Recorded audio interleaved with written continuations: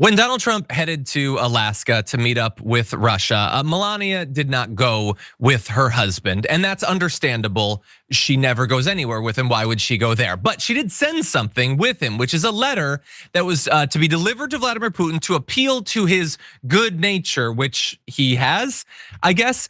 Anyway, she was speaking out basically in support of the children who are caught up in this war, and it has been devastating for children, not only for the children who have died, and a significant number have in Ukraine, although notably, I think like exponentially less than have died in Gaza, almost as if war does not necessarily have to kill tons of children. It's kind of a thing that you pursue as a strategy. But there have been up to a believed 35,000 Ukrainian children that since February 2022 have been effectively stolen from Ukraine. Russian troops move in, they take the kids, they send them to Russia. They put them in detainment camps, or they just give them to Russian families. It is a form kind of ethnic cleansing, that they're cleansing this area of their next generation and then giving the kids away. It's a massive crime against humanity, a war crime.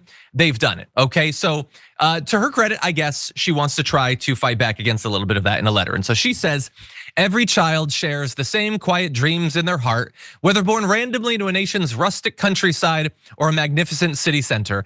They dream of love, possibility, and safety from danger. As parents, it is our duty to nurture the next generation's hope. As leaders, the responsibility to sustain our children extends beyond the comfort of a few. Undeniably, we must strive to paint a dignity-filled world for all so that every soul may wake to peace and so that the future itself is perfectly guarded. And she concludes, a simple yet profound concept, Mr. Putin, as I am sure you agree, is that each generation's descendants begin their lives with a purity, an innocence which stands above geography, government, and ideology. In protecting the innocence of these children, you will do more than serve Russia alone, you serve humanity itself. Such a bold idea transcends all human division, and you, Mr. Putin, are fit to implement this vision with a stroke of the pen today. It is time. It's not going to happen. It's obviously not going to happen. There have been attempts to get them to return the thousands of children that they've stolen. It's not going to happen. And look, I'm not going to get that down on Melania Trump for not succeeding in this area. How could she possibly? Vladimir Putin does not have a better nature. He is one of maybe the 3 worst people alive on our planet right now. He has no interest in this. He's not going to give them back. Let's be clear. Now, you could also say, if you wanted to, did she actually write it? Maybe. I like the idea that that's how she writes, because it makes the concept of her and Trump having a conversation seem even more cartoonish than it already is. It's entirely possible that she did send it. It's possible this is just PR. You send the letter, you leak its contents, you get a good news cycle. But that said, there are worse things she could be spending her time on. I would argue there are many worse things she is spending her time on. So honestly, I'm not gonna get that mad at Melania for this. JR, what do you think? I mean, I think your potential question about whether or not this for PR purposes is probably right.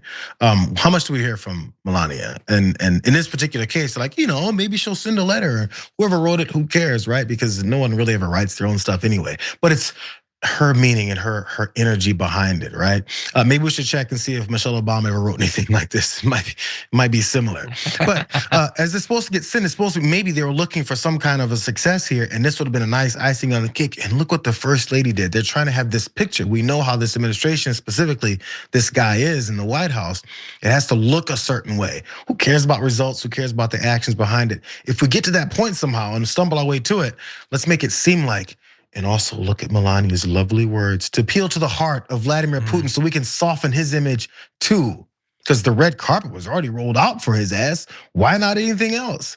This is how it's supposed to work, but this all got derailed because Donald Trump doesn't know what he's doing.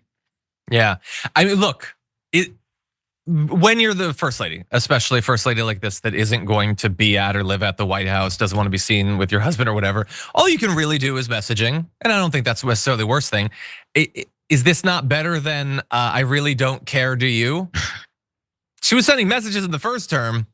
I prefer this one because if nothing else, it spreads and it makes it look as if the leadership of the United States cares what happens to the Ukrainians. I mean, you and I know that they don't, but it's better that we give at least the idea that we do. Maybe that puts a little bit of soft power pressure on Putin, which again, he's not going to actually comply with.